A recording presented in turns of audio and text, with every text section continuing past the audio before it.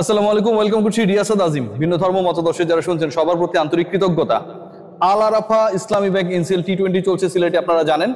বাংলাদেশের ক্রিকেটের পাইপলাইন তৈরিতে টি-20তে স্পেশালিস্ট ব্যাটার খুঁজে পেতে, বোলার খুঁজে পেতে এই টুর্নামেন্টের বিকল্প নেই এই মুহূর্তে, কিন্তু এটা নিয়ে কোনো আলোচনা নেই।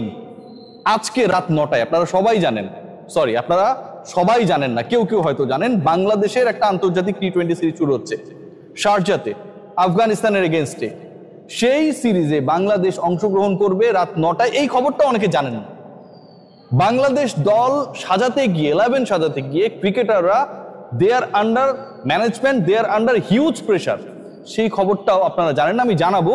সবার আলোচনার কেন্দ্রে, যেখানটায় ক্রিকেট খেলা হচ্ছে না, যেখানটায় কাদা ছোড়াছড়ি হচ্ছে, বাংলাদেশ ক্রিকেট বোর্ডের ইলেকশনে কে থাকবে কে থাকবে না, আলোচনার কেন্দ্রে কখনো তামিম ইকবাল, কখনো আসিফ ভুইয়া, কখনো বুলবুল ভাই, কখনো বিরাট কোহলি, কখনো গৌতম গম্ভীর।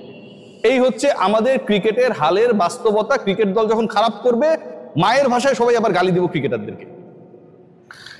আমি যে আলোচনাটা করতে চাই, বাংলাদেশ দল, আমি শুরুতেই বলছিলাম, যে ট্যাগলাইনটা বলছিলাম যে বাংলাদেশ দল they are under huge pressure right now. দুটা কারণে বাংলাদেশ দল আন্ডার প্রেশার। এক নাম্বার কারণ আপনারা সবাই জানেন, সেটা হচ্ছে Liton Kumar Das out of scene. Liton Kumar Das এই মুহূর্তে দলের সাথে নেই। বা পাজরে আঘাতের কারণে লিটন কুমার দাস একটা বড় সময়ের জন্য ছিটকে গেছেন। সবশেষ বাংলাদেশ যে দুটো ম্যাচ খেলেছে ইন্ডিয়া অ্যান্ড পাকিস্তানের এগেনস্টে টপ 4-এ এশিয়া কাপের, সেখানটাও লিটন কুমার দাস খেলতে পারেন নাই। যদি তিনি খেলতেন, I have my believe, my gut feeling saying that Bangladesh অন্তত পাকিস্তান ম্যাচটা জিততো। আমার মনে হয় বাংলাদেশ সেই ম্যাচে যেভাবে 135 রান চেজ করতে ফেইল করেছে, if Liton is there, scenario could be more different. কারণ তিনি ক্যাপ্টেন্সিতেও একটা রোল প্লে করতেন, যেই পাকিস্তান একটা সময় 100 করতে পারছিল কিনা, পারবে কিনা, এরকম একটা সিচুয়েশনের মধ্যে পড়েছিল।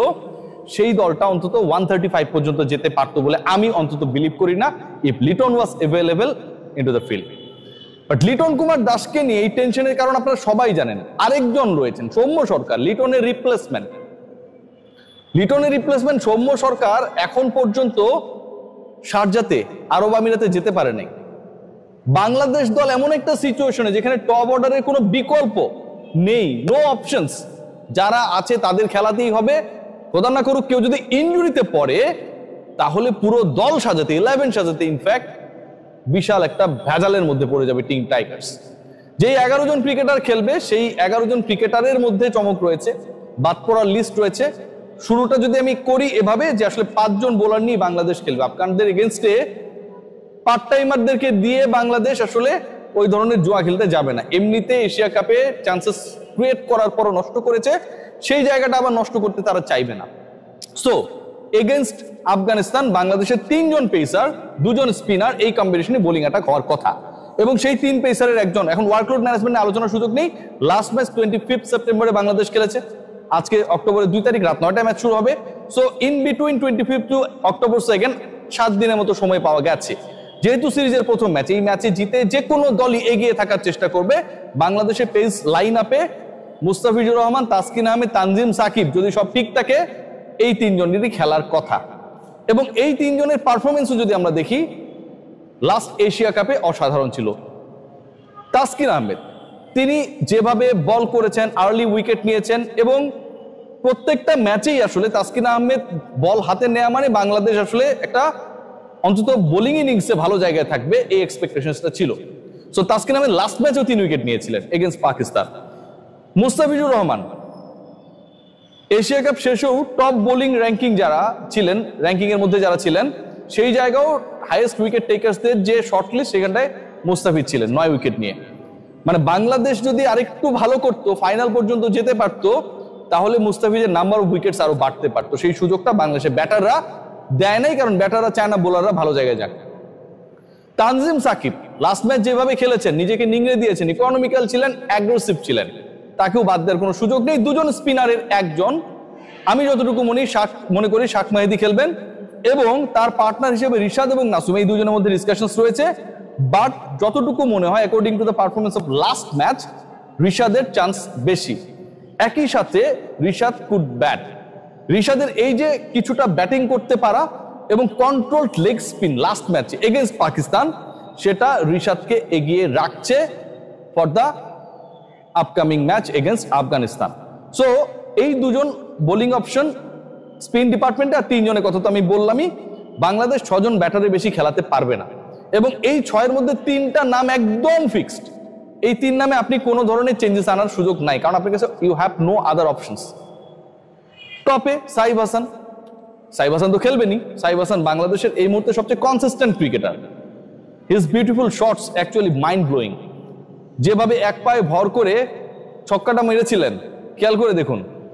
এটা আমার কাছে মনে হয় পুরো এশিয়া কাপে আপনি যদি বেস্ট হিট শট সিলেক্ট করতে যান, আপনি যদি নেগোশিয়েট না করেন আপনার মেন্টালিটির সাথে যে না আমি ফেয়ার ওয়েতে এই সিলেকশনটা করবো, সাইফ হাসানের ওই শটটা আসবে।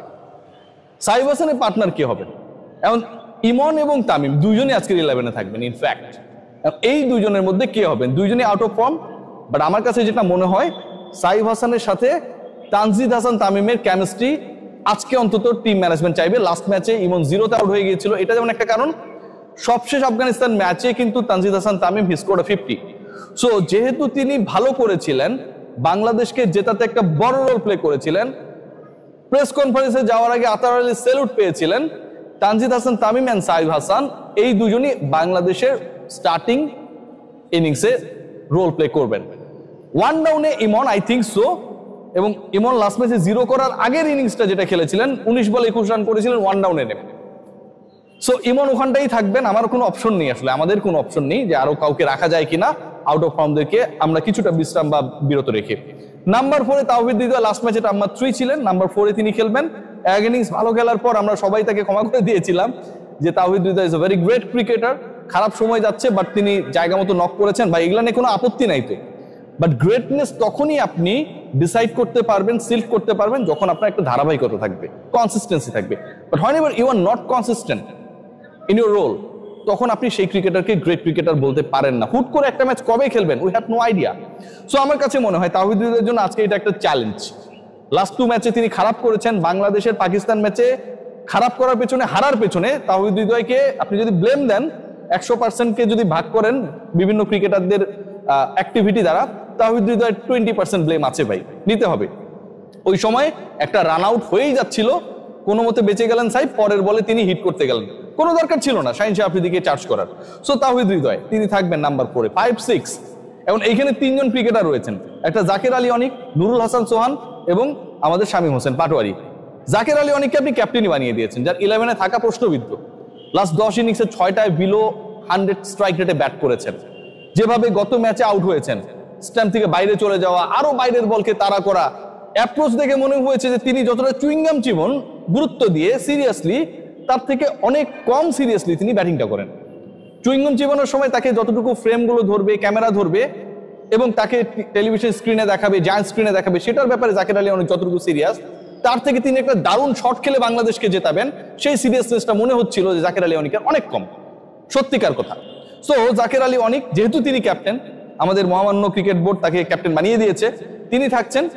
একটা স্পট ফাঁকা থাকে যে 6 নম্বরে কে আর 5 নম্বরে কে, জাকের আলী অনিক সহ 5 জন ব্যাটার হয়ে গেছে, সেখানটায় আমি মনে করি যে Sohan is going to be dropped again, এবং তার জায়গায় অথবা নিজের জায়গাতেই পারভেজ হোসেন শামীম হোসেন পাটোয়ারি তিনি খেলবেন। লাস্ট ম্যাচে শামীম পাটোয়ারি অসাধারণ ব্যাটিং করেছিলেন, আর একটু টিকলে 11 রানের যে ডিস্টেন্সটা ছিল টু ডিফিট পাকিস্তান, সেটা হয়তো আমরা ক্রস করতে পারতাম। আর আমরা যদি কাউকে একটু সঙ্গ দিতে দেখতাম, সেটা ক্যাপ্টেনই যদি তাকে সেই সঙ্গটা দিতেন, তাহলে হয়তো স্টোরিটা ডিফারেন্ট হতে পারতো, বাংলাদেশ এশিয়া কাপের ফাইনালিস্ট হতে পারতো। So my 11 for the upcoming match starting on 9 is that: টপে তামিম এবং সাইফ, 1 ডাউনে ইমন, number 4-এ Towhid Hridoy, number 5-এ Shamim পাটু, number 6-এ Zaker Ali অনিক, 7, 8, 9, 10, 11 এই যে 5টা স্পট, এখানটায় রিশাদ হোসেন, শাক মেহেদি, তাসকিন আহমেদ, মুস্তাফিজুর রহমান এবং তানজিম সাকিব। দেখা যাক শেষ পর্যন্ত কি করে Bangladesh. Hoping for the best.